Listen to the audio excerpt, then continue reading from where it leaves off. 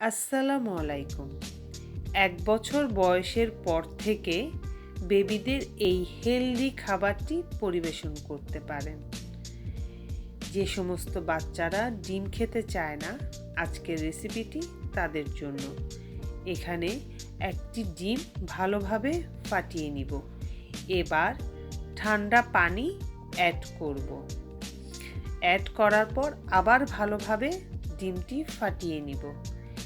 এখন 2 চামচের মতো ওটস আমি দিয়ে দিচ্ছি। কম বেশি বাচ্চার রুচির উপরে ডিপেন্ড করবে। এবার একটি ঠান্ডা পাত্রে মিশ্রণটি ঢেলে নিব। পাত্রটি অবশ্যই ঠান্ডা হতে হবে। মিশ্রণটি ঢালার পরেই চুলাটি অন করব।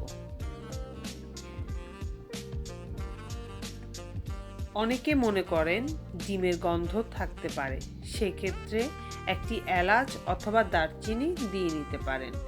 তবে আমার এই পদ্ধতি অনুযায়ী যদি রান্না করা হয়, ডিমের কোনো গন্ধ থাকবে না। এবার সামান্য পরিমাণ লবণ অ্যাড করব। ওটসটি অবশ্যই 3 মিনিটের মতো রান্না করতে হবে। এই তো হয়ে এসেছে রান্না। এবার বাচ্চাদের যেটা ইউজ করেন দুধ পাউডার হিসেবে সেটা দিবেন। আমি এখানে 2 চামচের মতো দুধ পাউডার অ্যাড করেছি।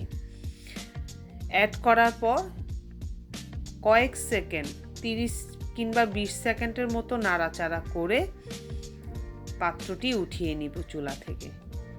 এবার একটি বাটিতে পরিবেশনের জন্য নিয়ে নিব। এখানে আমি 2 চামচের মতো মধু অ্যাড করছি। অবশ্যই 1 বছরের নিচের বেবিদের ক্ষেত্রে মধু না দেওয়াই ভালো। মধুটি ভালোভাবে এবার মিশিয়ে নিব। এই তো হয়ে এসেছে ডিম দিয়ে ওটস রান্না। এই হেলদি খাবারটি বেবিদের সকালের নাস্তা অথবা বিকেলের নাস্তায় পরিবেশন করতে পারেন।